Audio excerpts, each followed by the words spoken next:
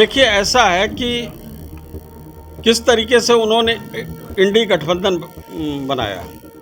न्याय यात्रा में राहुल गांधी जी ने वहाँ से शुरू की और उसके बाद जैसे वेस्ट बंगाल में घुसे वहाँ पर बवाल शुरू हो गया। उनके गठबंधन के वो साथी हैं और ममता बनर्जी ने ही उनको अनुमति नहीं दी रैली और कार्यक्रम करने की।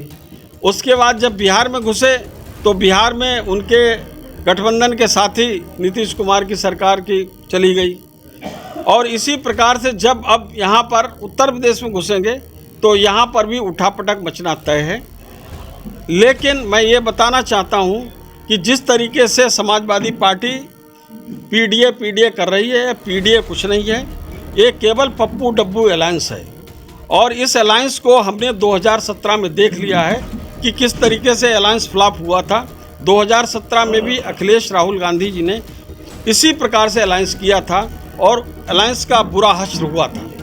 केवल 47 सीट जीते थे उस समय समाजवादी पार्टी के लोग। लगातार अभी केजरीवाल की सरकार जीतती चली जा रही है। आज के मंत्री किसी घर पर दिल्ली क्राइम ब्रांच ने नोटिस दिया। देखिए, ऐसा है कि केजरीवाल जी आम आदमी पार्टी के लोग, केजरीवाल कहते तो वो कट्टर ईमानदार।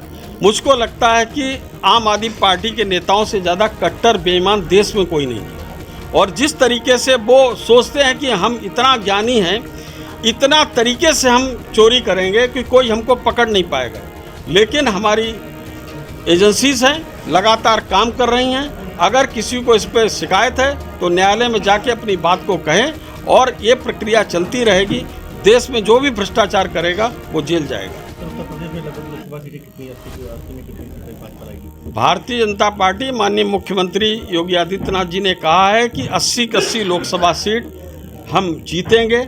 और जिस तरीके से विपक्ष पूरी तरीके से फेल होता चला जा रहा है, जिस तरीके से उन्होंने गठबंधन बनाया और उसके बाद गठबंधन के साथियों से समाजवादी पार्टी के लोगों ने बात तक नहीं की और उन्होंने सीटों को डिक्लेयर कर दिया।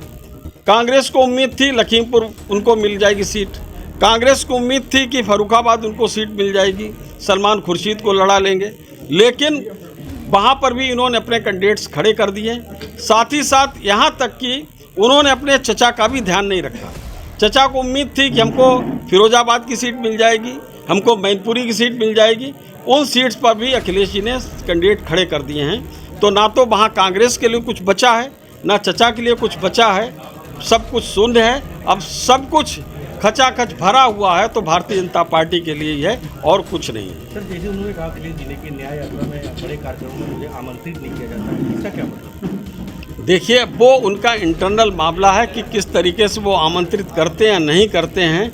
और जिस तरीके से अखिलेश यादव जी को कमलनाथ जी ने बेइज्जत करने का काम किया, अखिलेश कह के भी उनको अपमानित करने का काम किया। एक पार्टी के राष्ट्रीय अध्यक्ष हैं वो, उसके बाद तो उनको समझी जाना चाहिए कि उनको कांग्रेस किस तरीके से देखती है, कांग्रेस नेता कितना सम्मान उनको करते हैं। इसके बाद भी वो चिपके हुए हैं तो वो अखिलेश जी अपना खुद परिस्थिति का आकलन करें क्या जाने।